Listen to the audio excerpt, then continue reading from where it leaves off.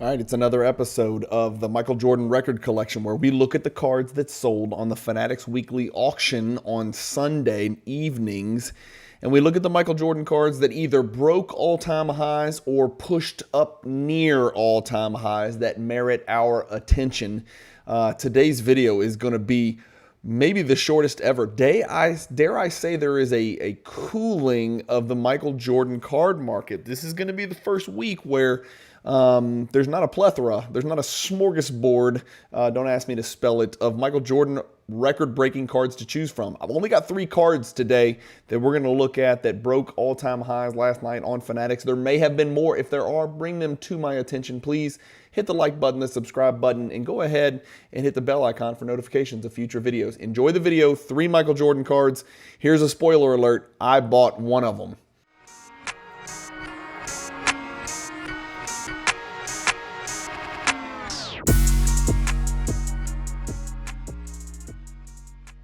If you've got a bunch of unwanted inventory that you've been sitting on for days, weeks, months, years, ship it to Fanatics Marketplace and let them do all the work. Just make sure when you ship it, you use the promotional code CAJUN, all capital letters, C-A-J-U-N. All right, Michael Jordan Record Collection, here we come. We're looking at only 3 cards. Remember, if you're selling cards on the Fanatics Weekly auctions, you may as well use the promo code CAJUN, all capital letters, C-A-J-U-N, to support the channel through no out-of-pocket funds on your behalf. All right, here we go. Card number 1 on the list. Like I said, this is my card. I won this card. I have the Illuminator T9B, the second series Illuminator, and I did not own a copy of any grade Illuminator T1B. And the card that you see on your screen, I purchased, and I did break an all-time record. I paid $4,080. I don't know why. Card Ladder is not reflecting the buyer's premium included, but for whatever reason, I know for sure that I paid $4,080 for the card, so I did break the all-time record. It's one of those cards that's just hard to come by. It is a Pop 19.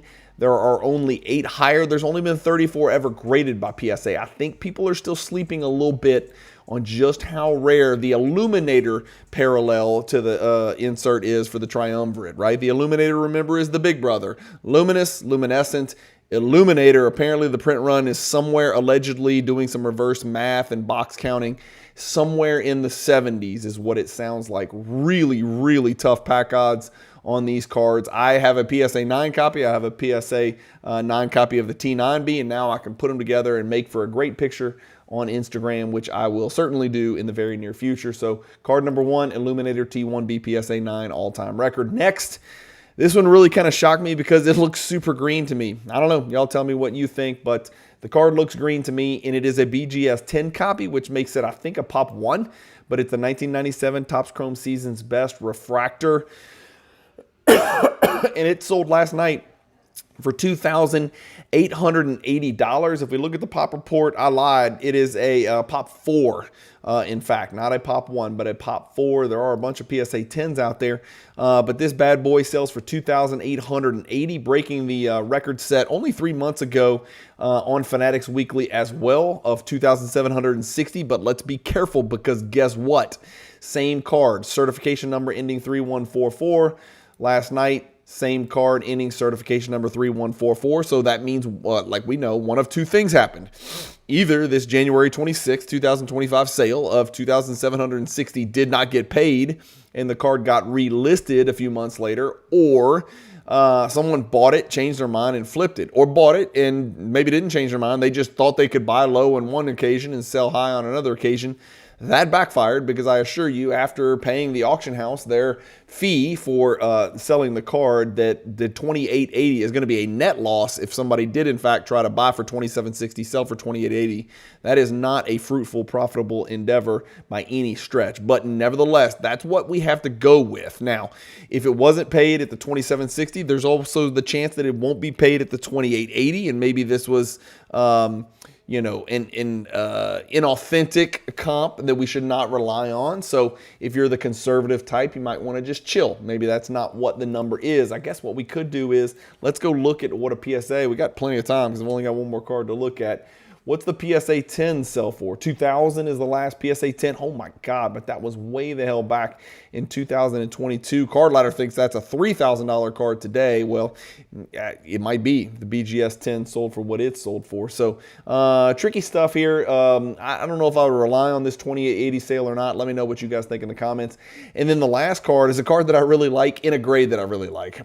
This is a very low pop BGS 9.5 minimum gem Ultra Abilities starter, right? Remember, there's the starter, the all-star, and then the superstar, which is the die cut, and it's crazy valuable. This in a BGS slab is a pop 4 in a BGS 9.5. There are only 27 PSA 10s.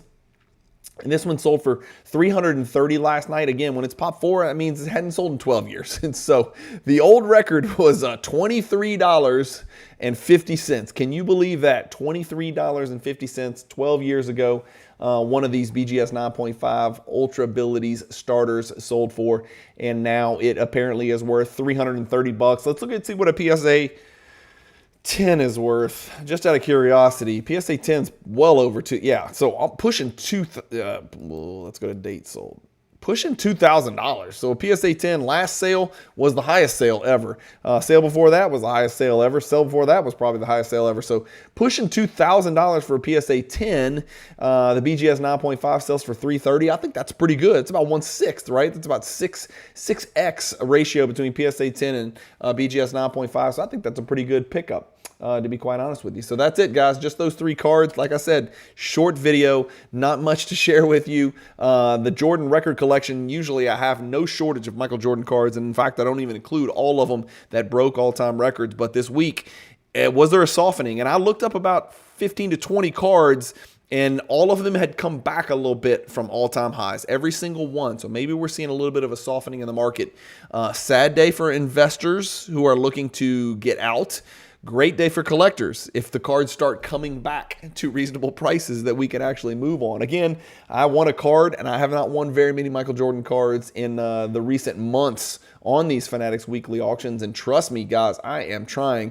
I had to break an all-time record to win the one that I did, and but was happy to pick up that Illuminator. Let me know what you guys saw if you were bidding last night on the Michael Jordan cards that were in the Fanatics weekly number 171, I believe, that ended on April 27th.